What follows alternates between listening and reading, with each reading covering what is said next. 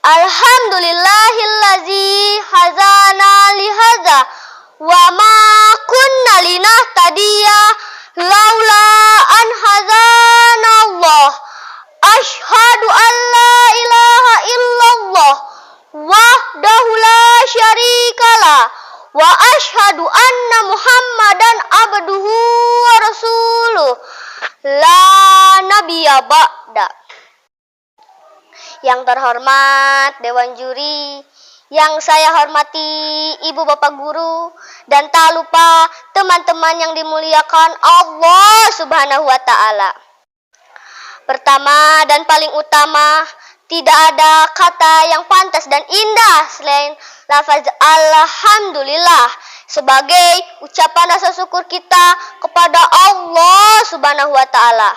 Ialah Allah yang selalu mencurahkan nikmatnya kepada kita semua. Salawat serta salam, semoga kita selalu terlimpah curahkan kepada seorang tokoh revolusioner yang merupakan the first and the best man.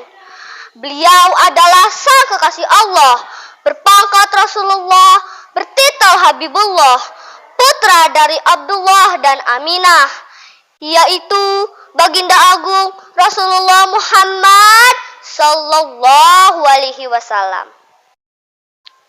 Bapak, Ibu, dan teman-teman yang saya cintai, pada kesempatan yang berbahagia ini, saya akan menyampaikan pidato dengan tema etika dalam bermedia sosial. Hadirin yang dirahmati Allah, saat ini kita memasuki era di mana segala sesuatu terhubung melalui teknologi informasi dan komunikasi dengan segala kecanggihannya. Seakan-akan dunia ini menjadi borderless atau tanpa batas. Kita tidak lagi sulit jika ingin berteman dan berkomunikasi dengan orang yang berada di belahan bumi lain. Terlebih di masa pandemi, berbagai media tersebut bisa kita gunakan untuk proses belajar, walau tanpa bertatap muka. Demikian besarnya manfaat media informasi dan komunikasi sekarang ini, yang jauh menjadi dekat. Betul apa betul?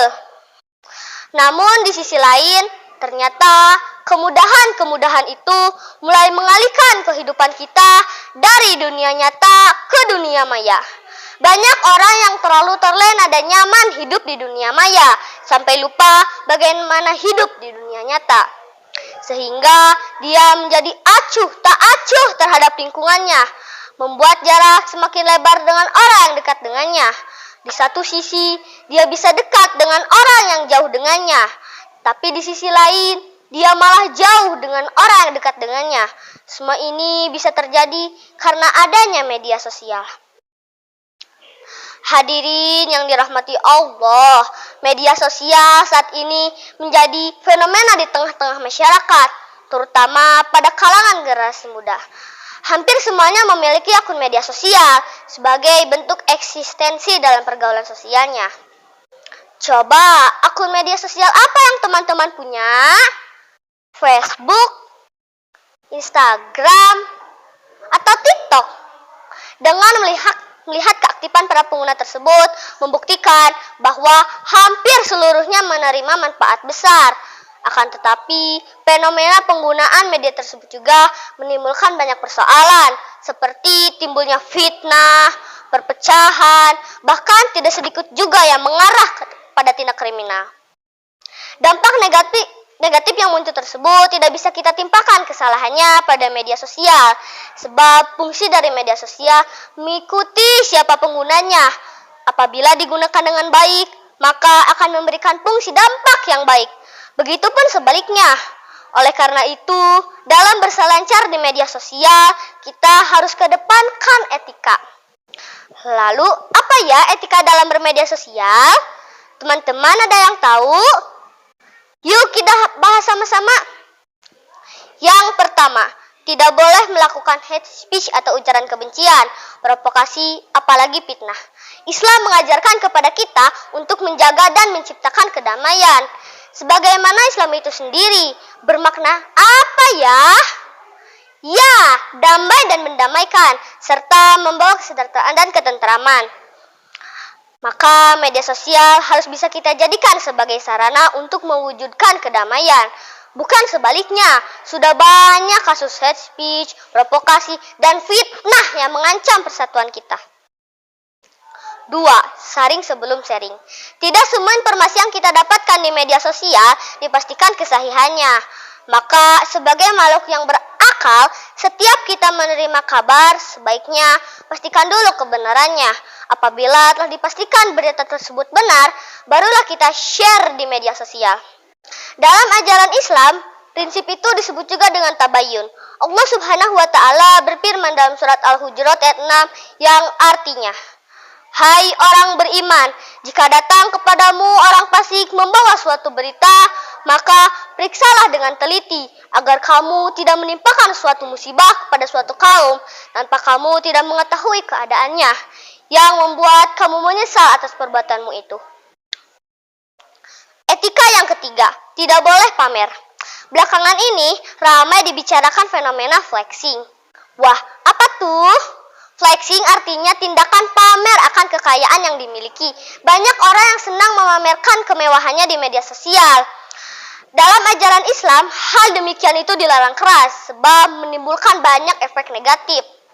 Jika sikap pamernya dilihat oleh orang yang kurang mampu, maka akan menimbulkan ketersinggungan. Lebih baik jika memang kita memiliki kemampuan berlebih, syukurilah dengan cara yang benar tanpa harus memamerkannya di media sosial.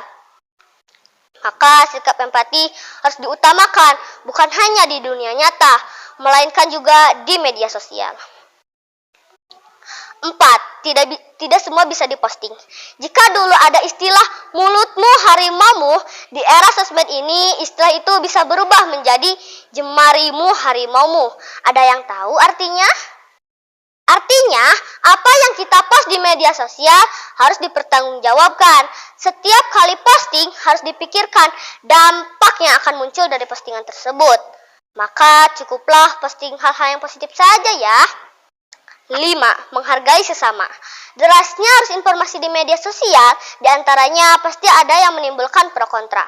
Perbedaan sikap dan pandangan merupakan sesuatu yang wajar. Maka perlu ada di antara kita yang mengedepankan sikap saling menghormati dan menghargai. Jangan sampai postingan atau komentar kita di media sosial mengandung unsur kezaliman. Allah Subhanahu wa Ta'ala berfirman dalam surat Qaf ayat 18. A'udzu billahi minasyaitonir rajim. Bismillahirrahmanirrahim. Ma yalfidu min qawlin illa ladaihi raqibun atid. Shadaqallahul azim. Yang artinya, tidak ada suatu kata yang diucapkan, melainkan ada di sisinya malaikat pengawas yang selalu siap mencatat. Quran Surat Qaf ayat 18. Hadirin yang dirahmati Allah, demikian Islam memandu kita dalam kehidupan ini. Sejatinya media sosial harus bisa kita jadikan sebagai sarana untuk mempererat tali persaudaraan, bukan sebaliknya. Semoga kita senantiasa diberi petunjuk oleh Allah Subhanahu wa Ta'ala agar dalam kehidupan ini kita jalankan sesuai dengan pedomannya. Demikian yang bisa saya sampaikan, semoga bermanfaat. Terima kasih atas segala perhatiannya. Mohon maaf apabila ada kesalahan dan kekurangan. Beli durian di pasar Minggu, dibikin serabi, dicampur ketan.